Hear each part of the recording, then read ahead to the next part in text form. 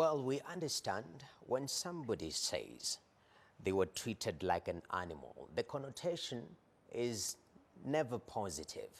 The key word right there is treated as an animal. There are certain expectations when it comes to treating animals. But today we are having a conversation that we are turning things around. What are we talking about? Animal welfare and the connection of animal welfare to food safety in our country. My name is Noah Kipkemboy, and this is Transform Kenya, where we make things clear, dissect them to the detail to make sure that at the end of the day, we are having a better Kenya, a transformed Kenya. Joining me today in this particular panel is actually a specialist, and I'm glad because each and every one of them holds the title doctor. Very soon or later, I will be Dr. Noah. Let me go back to school first. But at my immediate left is Dr. Joyce Taitha, who is the head of Veterinary Public Health, Directorate of Veterinary Services, Ministry of Agriculture. Karibu sana Daktari. At the center, today, the gentleman is at the center is Dr. Victor Amo, who's Farming Campaigns Manager for Wild Animal Protection Africa. And at the far end, we have Dr. Sharon Shigadi, who is the General Manager, Farmer's Choice. Karibuni sana. Now, looking at what we're touching on today, we understand that as we humans have human rights, then animals also do have animal rights, and it's stipulated in the Constitution. And since you're talking animal welfare, maybe I'll start with the gentleman in the panel, Dr. Yamo. When you talk about animal welfare, what exactly do we mean? Yeah, thank you, Noah. Essentially, when you talk about animal welfare, you're looking at how the animal is coping with the environment in which it is living in and ultimately dies in, especially for food animals, how it is then slaughtered. So essentially, what we're looking at is that connection between that environment, whether it's the chicken house, whether it's the big farm, whether it's the pig unit. How does that animal cope with that environment? Is it getting what it needs in terms of food? Is it getting fresh air? Is it getting water, and that wholesome water for that matter? Is it able to perform its natural behaviors? And is it undergoing any situation that causes it to have pain or feeling pain or injury? All those things are what we are looking at in a nutshell. But essentially what we then do from an animal welfare perspective is we then don't call them animal rights. Animal rights is a more extreme position that people hold, where they talk about you can't use an animal for food, you can't use an animal for certain things. But in animal welfare, we then say animals have certain fundamental freedoms. We call them freedoms. And there are 5 freedoms that we then look at. And I'll just briefly talk about each one of them. One is freedom from hunger and thirst, which is essentially about the animal getting water and food that meets its physiological status. That is at the right age. The way Noah you are fed when you are young is slightly different with the way you feed yourself today. True. And essentially that's what you're looking at, an animal the situation. The animal must be fed with food that meets its requirements. The second thing is freedom from discomfort, which is about the environment the animal is living in, whether it's a chicken house, whether it's a pigsty, whether it's a dairy unit. That animal must be comfortable, it must have fresh air, it must have room to move around, it must have spaces that are comfortable where it can lie down and rest, so that the animal then has capacity to rest and to be comfortable in that environment. When that environment goes haywire or certain things go wrong, then you have challenges in the production system. The third one is freedom from pain, injury, and disease, which essentially is about ensuring that the animal is having no painful conditions or any condition that causes pain. We are ensuring that the animal is not getting injured, and in some of our chicken houses and pig houses, you find that animals can get injured, or when you're transporting them, there can be injury because of the transport mode or because the way the driver is driving. So those are the things we are looking at. But above all that is disease, because an animal that is sick, even you when you're sick, you don't perform optimally. And so essentially then you must ensure that the animal is healthy. You must give it the appropriate vaccinations. You must look at hygiene and sanitation the same way we are talking about COVID and washing your hands, ensuring that you sanitize your hands and the equipment that you're using. So it's the same process with the animal. The fourth one is about the animal having capacity to express its natural behavior. If it's a pig roots, so you must ensure that in the pig house there's enough straw for that pig to be able to root, because that then helps in its development. It's the same way you talk about children being given opportunities to play. Essentially, that's what we're looking at. And finally, it's freedom from fear and stress or distress. And essentially what you're saying is that when you're fearful, you're frightened, it means that certain hormones or chemicals come into play, and then you're not ready for production because you're ready for flight. Yes. And those are things that we look at and are essentially very critical for the animal. And that's why from an animal welfare perspective, those are the 5 things that we look at. And those of us working in production systems, those are the things then we look at, because that then drives the productivity of the animal. And as we'll see later, it also drives the safety of the products that comes from that animal. Definitely. Yeah. Thank you for that clarification on the 5 fundamental rights, or, for welfare of animals, and also the clarification between, welfare and rights, which welfare goes a little bit extreme. I won't be standing on that ground since I'm an animal consumer. But looking at, the connection, Dr. Joyce, between, animal welfare and food safety. We live in a highly commercialized environment. So we want to feed the city. Everyone wants to eat. So the end, most of the times, it justifies the means. We start thinking from the end, oh, people are satisfied in Nairobi. Now let's take a look at where did this chicken come from? I mean, where's the connection between animal welfare and food safety? The connection between animal welfare and food safety is that an animal that is not enjoying its freedoms, like Dr. Yamo said, is not able to produce optimally. And also an animal that is not getting its rights is easily to get sick. And once an animal is sick, most of the times the product will have maybe the bacteria that are coming from, will come to the food if the animal is sick.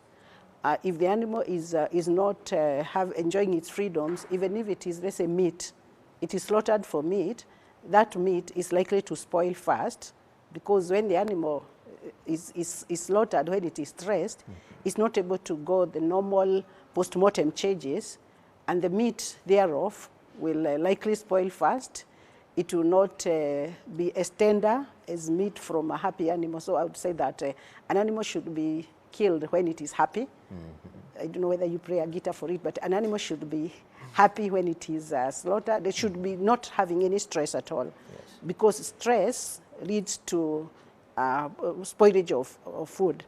Number 2 is when you are transporting an animal in a mode that is not right, probably there will be contamination. If it is pigs, they will defecate on each other. So the animal getting to the slaughter facility will be dirty, and then there will be likelihood of contamination of the meat coming from there. So that leads directly to food safety. Okay. If the welfare is not taken care of when you are slaughtering when you are treating the animal, you treat it wrongly. So the medicines that are used in the animal are likely to be expressed in food, and this will cause problems with the people who will be consuming that food. So there is very, very close correlation between animal welfare and the safety of the products coming from there. Definitely. Yes. And, Dr. Sharon, at Farmer's Choice, do you have choice music for your animals? Since you're talking about, happy animal, happy food and safe food at the end of the day, the whole value chain. I mean, from a practical perspective and also from your observation, being an industry player in the food business, is there an adherence to some of the pointers that Dr. Joyce has brought up? Yes. We actually come close to playing music, if you have to say that, for the animals, because you're looking, all that my 2 colleagues have mentioned, you're looking at everything that happens in the production system for food animals. And none of them is unique. All of them require all these freedoms that Victor has highlighted. So from an industry or a player on the ground, you're actually looking at ensuring the environment is as comfortable as possible. He talked about rooting, so pig is my specialty, so I'll talk about now enriching the environment. You find that we put things like bedding for them, straw that they can play around in. We put toys for the younger ones so that they have something to occupy them during the day. We constantly check the quality of water that is provided to them to make sure that it is, there are certain standards in terms of things like coliforms, bacteria, that you need to ensure that it's not coming through the water, because then it translates to meat. Transportation is another key area. When you're loading the animals, you want to ensure that the truck capacity is not surpassed. You know, you can't put too many animals in the truck, as Dr. Joyce has pointed out.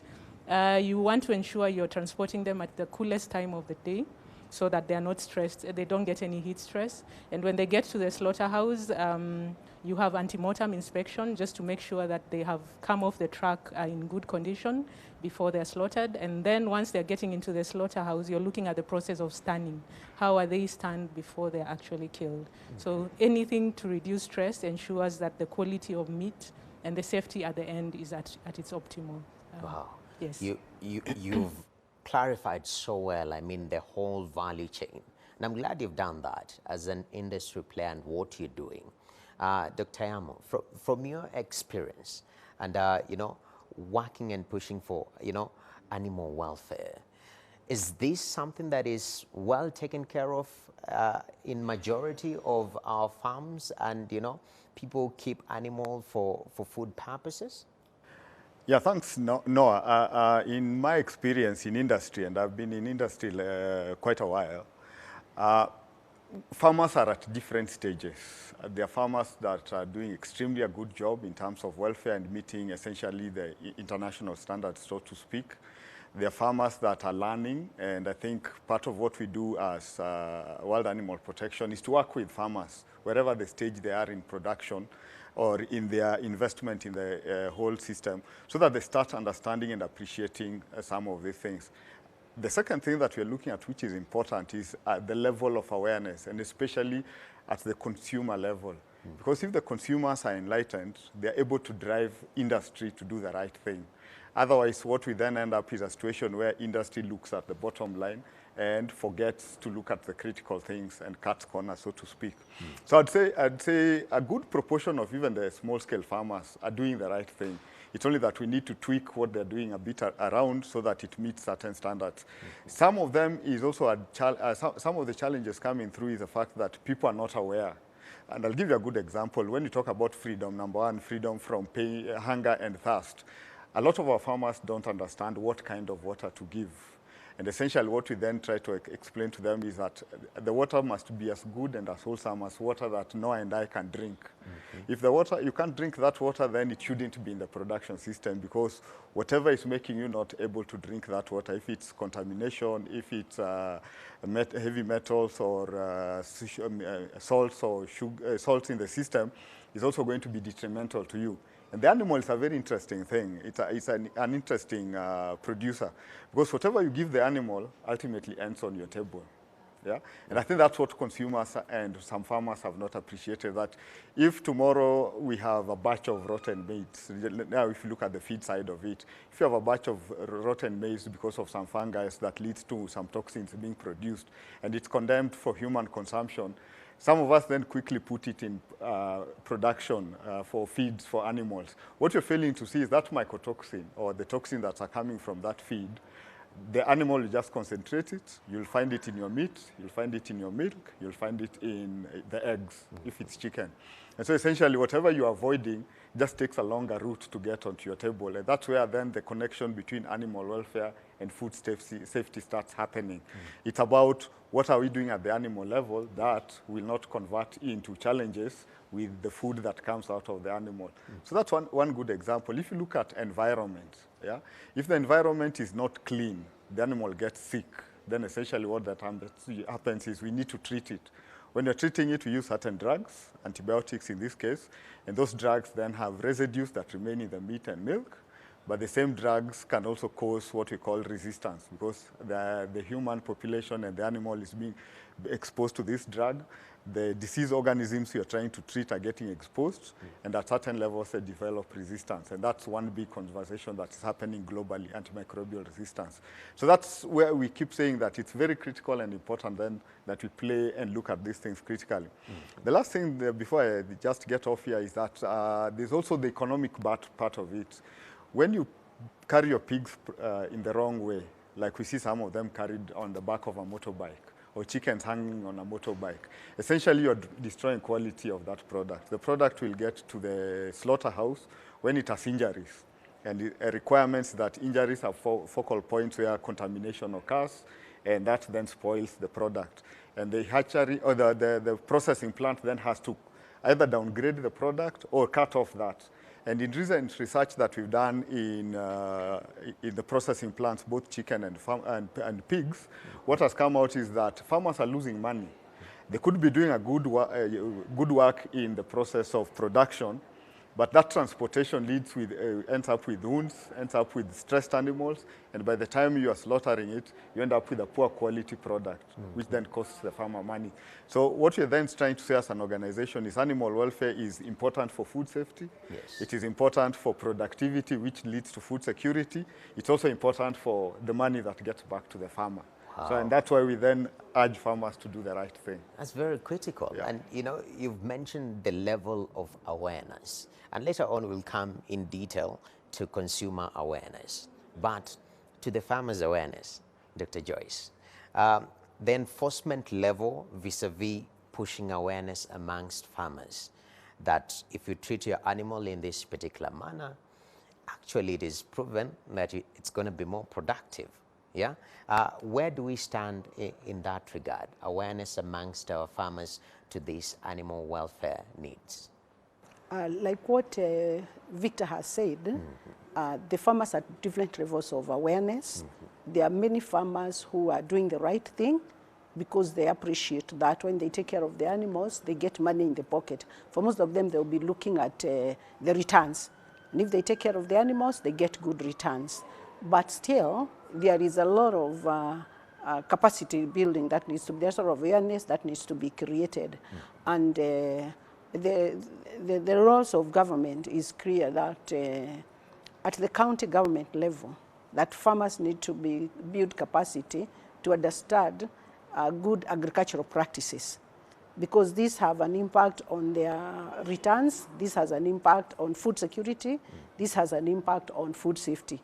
So there is a lot of awareness, which is what we are doing now also. There's a lot of awareness that is being created to the farmers, because that is where food safety starts. It starts even before the animal, it starts from where the feed is coming from, it starts from where the water is coming from, all the way before you get to the animal itself. So we are not where we ought to be, but we have come a long way. Many farmers are appreciating, because again, many of the farmers are you and me, who have an understanding. Currently, there is a lot of education material, there is a lot of information material, both on social media, or in the internet. So people who are willing to get information is there. But the government is also playing a role, creating the extension services, which is a function of the county governments.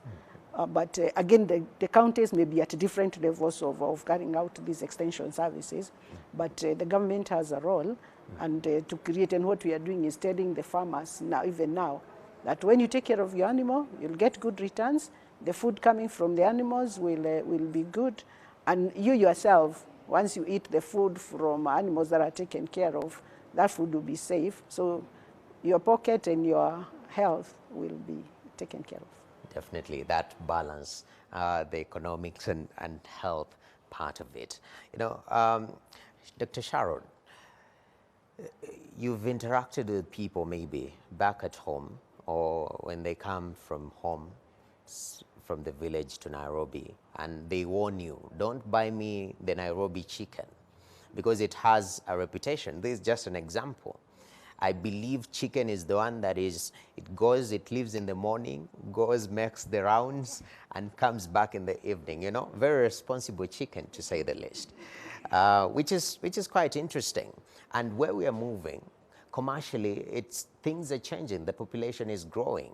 Our food sector is becoming more mechanized. I mean, looking at the balance between quality, yeah, that is food safety quality, vis-a-vis catering to the market demands. As industry players, how are you balancing these two to make sure that they are at par, if not even better? A very good question and quite interesting. It's a how do you say, a fine balance that we are trying to achieve, because there is the angle of animal welfare that comes in with commercialization or industrialization, as you call it. There is increased demand for protein of animal origin, yeah? So there is the push to supply that. In fact, from our side on pig production, the industry has actually literally tripled in the last 5 years. Yeah, but we are still the smallest livestock species in the country, at about 2%, I believe. The pig population in Kenya is a total of 700,000.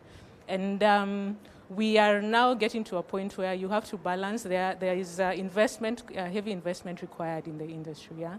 So if you're looking at doing it commercially, you're looking at having the proper housing, investing in technical staff or staff who are aware. You're looking at, proper processing and ensuring, packaging the entire value chain.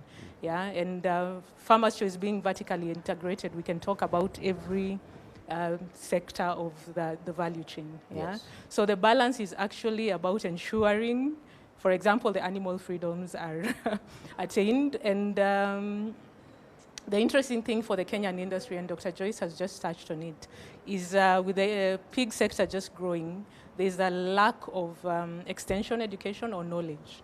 So it is upon us now. Our small-scale farmers actually account for about 80% of the pigs that we slaughter.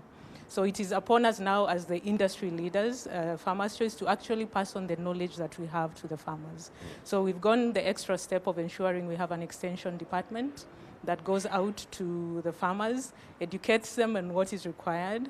And we are lucky that as a country, we are still at a level where we are not as commercial. Victor can attest to that, having visited some of our farms, where we actually have crates. Animals are not in crates, they're actually open, they're in groups, they're mixing, and that is just part of the welfare.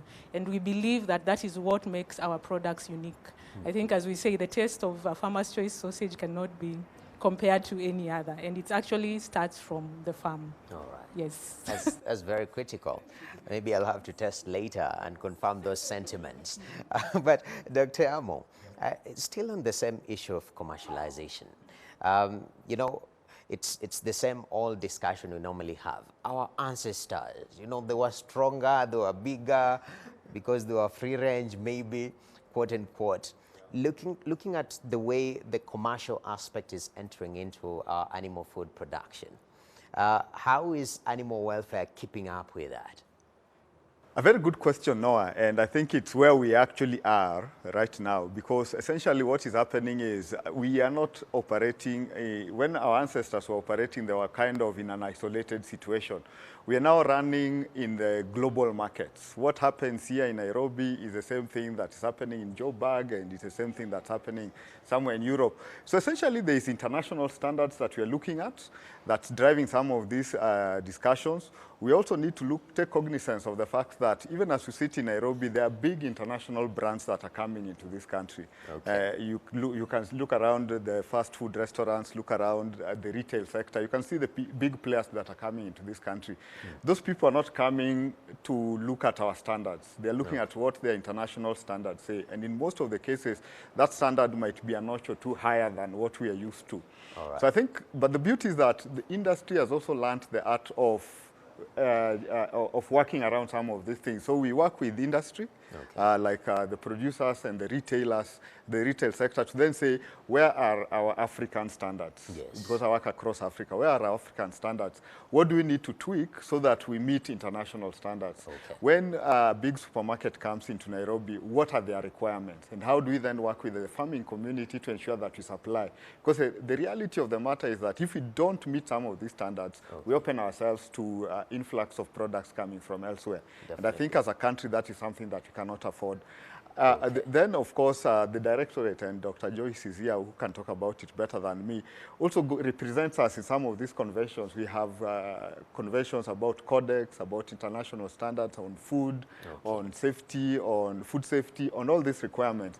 And part of that is when they go into these international meetings and conventions that are looking at some of these things, they then have to bring it and get it domesticated. And again, that's where industry comes together. Then we say, what do we need to do to meet certain regulations? What do we need to do to meet certain standards? How do we work in terms of animal welfare to ensure that our products are not locked out of international markets? And I think that is giving us a push as a country and as a region towards ensuring that our production system is where it needs to be. One of the interesting things is that, just a minute. Yeah, definitely. Okay. And I'm glad, because this is a very passionate discussion. And we'll come back. You've spoken about regulation, implementation of international standards at a local level. How can we effectively do that? We're going to be coming back. But right now, let's take a short break right here at Transform Kenya. The discussion is about animal welfare and how that impacts on food safety. Right now, we take a short break. We'll be right back after the break. Stay tuned.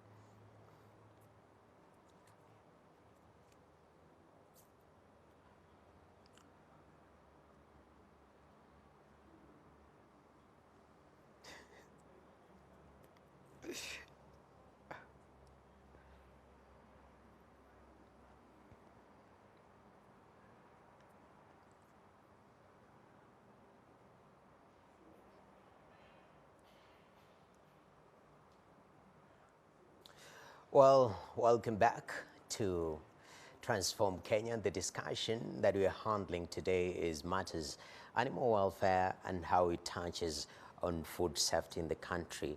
And before we took a break, Dr. Yamu,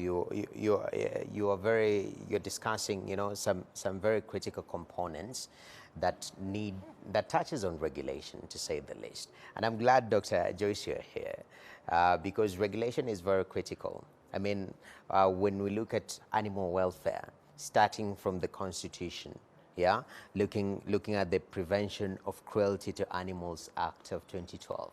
These are very critical components when we talk about animal welfare. In terms of enforcement of these regulations, maybe just to backtrack a little bit, you might highlight some of the regulations that we have in the country in regards to animal welfare. Okay, that's a good question. The first regulation is the Constitution, which allows for taking care of animals. Then we have the main piece of legislation relating to animal welfare is the Cruelty to Animal Against Animal Act. And because that is an old act, it is being revised to incorporate a lot of the new knowledge that has come up in the recent past. So it's a review, because it has been realized that that one was narrow, but now we are widening to look at all these freedoms, all these issues that we are talking about, including the specific, let's say, if it is the vehicles for transport, the housing. These things had not been taken care of in the older regulation. So now when the new regulations come, which are under development, it will be able to take care of everything. But all the laws relating to animal welfare indicate that everybody, including you, Noah, should take care of animal welfare. We all have a responsibility to make sure that everybody treats the animals well. If you see somebody who is not taking care of an animal well, you have a responsibility to either report these people. In fact, the law says even arrest, but because we know that is not possible. So we all have a responsibility. When you see those animals hanging on the bike, you have a responsibility to get to the nearest, maybe police station, and report this, and the people who are treating the animals wrong should be arrested. And this has happened, and this is in the law, that everybody should take care of the animals. Everybody should report anybody who is not taking good care of the animals. And we do this for two main reasons. One, we want to take care of our animals. Number two, the world trade is demanding that animals are well taken care of. And there are some trading partners who will not purchase products from animals if they know that there is a lack of taking care of the animals, cruelty to animals, not giving them their freedoms. So we are looking at it both from, we said earlier, food safety, also a commercial point of view, and basically the animal itself point of view, because the animal has feelings and it should be taken care of. So the regulations are geared towards ensuring that, and also ensuring that we access market and that the food our people eat is safe, because animals that have their freedoms produce a lot of products and safe products. Definitely, and I'm glad that act is being revised and being looked into. Hopefully, we'll get to hear some of the new knowledge that's coming in. But Dr. Sharon, being in the industry, we understand, since we've just touched on the commercialization of the animal food sector, there is plenty of outsourcing. And I believe it's a good thing, because as a young person, I could have my 15 chicken or my 1 pig. I don't know whether I get a toys maybe to play with, because it will be a lonely pig. Yeah? Yes. And I can do that and push it to the market. Looking at the whole connectivity, especially when there is an element of outsourcing of these animals. Yeah. The person who is linking the final product, the food product, is not necessarily the primary producer. Is there an intentional effort, even within the law, for you to make sure that the animals were well taken care of before they reach the market? I'm looking for the right word. From our point of view or our perspective, I think it's upon us to ensure that the animals that end up at our slaughterhouse actually have meet the standards that are put out there. So the laws are there, yes, but we've also put our own standards as an organization, and we ensure that through I mentioned that we have an extension department or an extension team. So we also make sure from the farmer with 1 pig to the one with 200 or to the one with 1,000 that the knowledge gets to them on what they actually need to do for their animal to come to our slaughterhouse. Because based on those standards, we look, for example, we were talking about people we've seen pigs being carried on tuk-tuks, on boda-bodas, on bicycles, and at our gate, if you come in with a pig that's transported like that, we do not allow you to come in. So we make sure the knowledge is out there for the farmer to know that if you're to supply farmer's choice, these are the standards that you require to meet. When you're transporting your animal, it needs to be like this. Right from housing, we even advise them on how they should build their houses, what type of feed to use or how to use the feed, treatment. So our team is out there. We are not, with the industry growing, we admit there's a bit of a gap where the government now can come and step in terms of helping us create awareness on what is the right thing. But as the industry leaders, we've just decided to go out there ourselves. Because at the end of the day, as you said, we are the link between that small producer with 1 pig and the food that gets onto the table, the meat that gets onto your table. Oh, yeah. That's good to note. So if I'm getting my 1 pig to your, I better transport my pig properly, not in a tuk-tuk. Yeah, but if I'm to add on to that, just to ensure that as well, we as an organization also provide transportation. So we'll actually come and collect the pigs from your farm to ensure that they get to us in the right condition and in the right state. Yes. That's very critical. Yeah. I'm glad, because some farmers are like, okay, I don't have transportation for this. But again, information bit is very critical so that you know if you're pushing your product to the market. Yes. Dr. Amo, we like mentioning, the global standards vis-a-vis the local standards. The globe is moving forward. We as a country, we are remaining backwards, very vast generalization that normally sometimes they need sort of clarification for us to understand what exactly is happening. So when you talk about animal welfare, from a global standpoint, vis-a-vis a local standpoint as a country where we are right now, how do you compare the two?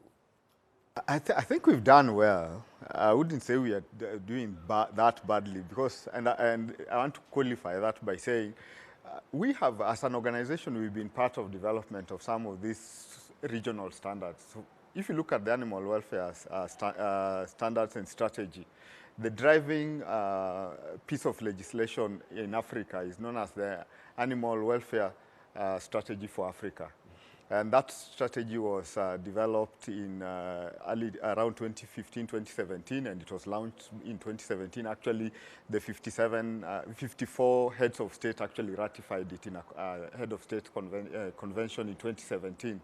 And so part of what we do as an organization is to drive that policy and drive it at certain levels. But once it has been done, like the African Animal Welfare Strategy that was done in 2017, we are in the same platform that is being used to disseminate it to the various regional economic communities, the East African community, ECOWAS, etc. Because for us, it's not just about having a good global standard out there. It's about how do we then domesticate it and make it relevant to the local conditions. The conditions that we are producing pigs here is not the conditions that Europeans are producing pigs. And for us, that's a critical connection that we need to look at. And because of that, that's part of the process why we work with people like the Directorate of Veterinary Services to review laws. The current piece of bill that's going through going through the system, the Animal Welfare and Protection Bill, which is one of the 4 bills that the Directorate is pushing, it was actually, we worked in that process to ensure that international standards were then domesticated at that level. But beyond that, we're also working with industry. So when you hear Sharon talking about industry having their own internal policy, So we're working with both retailers and producers to develop buyback policies or supplier policies that then take cognizance of international requirements to ensure that certain things are put in place. I also know from where I sit that people like Kenya Bureau of Standards have developed standards around. I know 1 or 2 years back we developed farm animal welfare standards in collaboration with Kenya Bureau of Standards. So that's why I say we are not that badly off. It's just that the awareness of these pieces of legislation might not be where we want them to be. Industry is beginning to pick their role in some of these things because ultimately they're the ones who must, as producers, must then ensure that certain of these standards are adhered to. And I like what Dr. Sharon has said, that they're then working with the small-scale farmers, irrespective of the size of farmers, to then say, these are the standards. And I like what she has also said about if you then don't do the right thing, there are penalties. Choices have consequences. So if you come with your pig on a motorbike, then they don't buy it, which then quickly makes you understand, makes the producer, the small-scale producer, understand that this is a specific way to operate. Then the other pieces of legislation that then are interconnected with what we are talking about. So, for instance, we have a policy around use of antibiotics, because that's one of the challenges that we're seeing in our production system, not necessarily pigs, but all of them, pigs, poultry, and dairy, because people are misusing antibiotics. They're giving animals antibiotics that are necessary.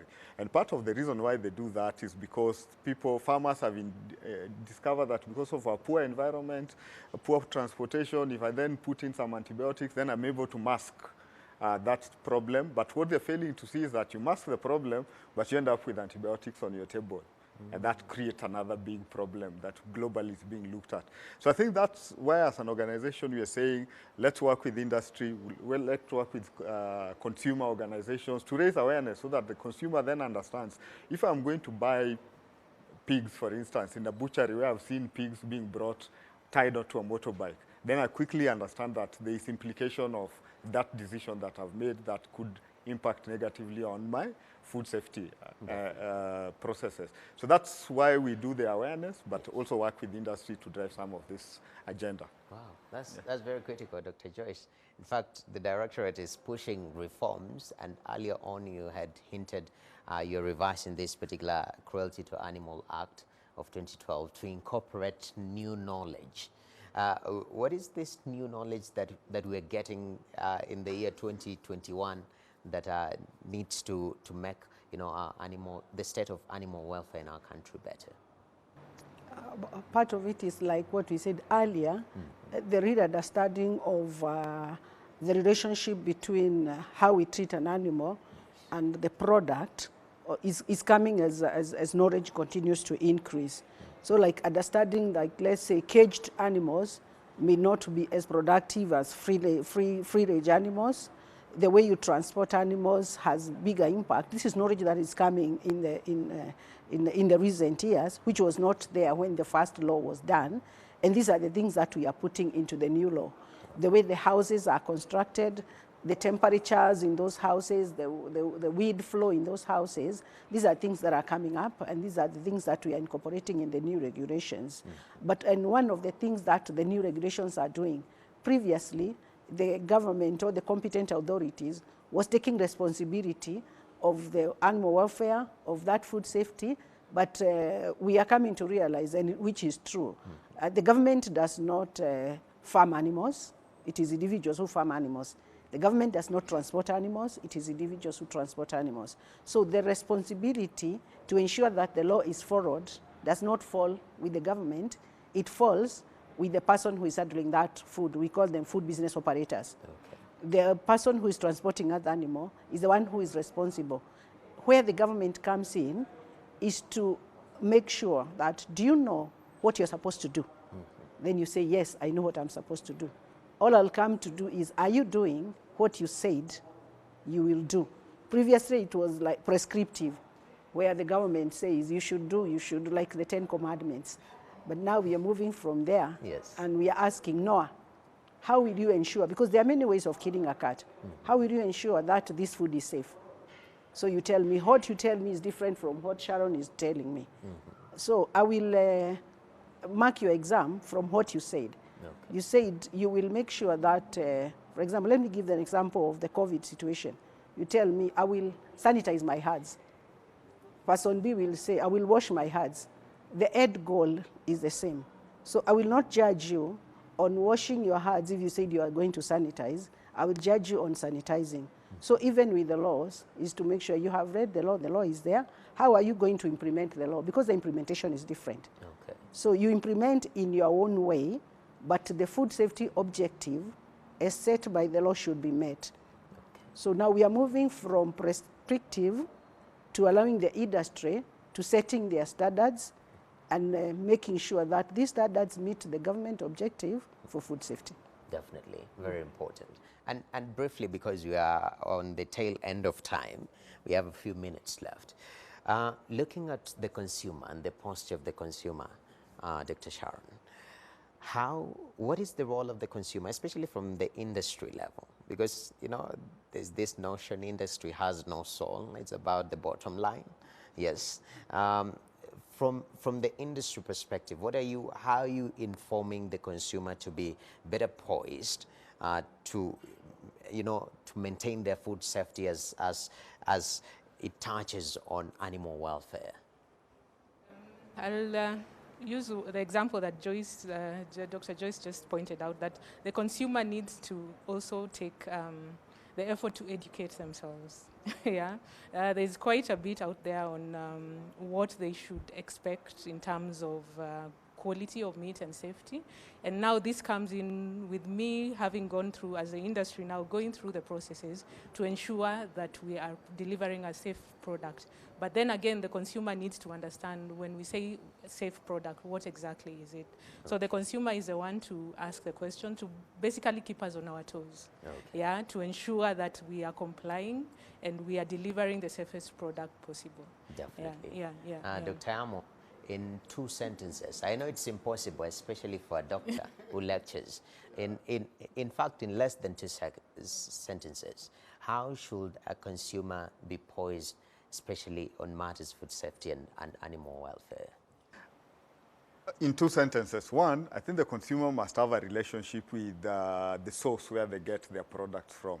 If it's a butchery, do I have a relationship so that I'm able to understand that this meat comes from point A, is sourced from this place, and can I interrogate further? And secondly, I think the other important thing which consumers fail to see is the products also have certain information that I think consumers never look at. If you go and buy a piece of pork from a supermarket, there are certain marks that you need to look at.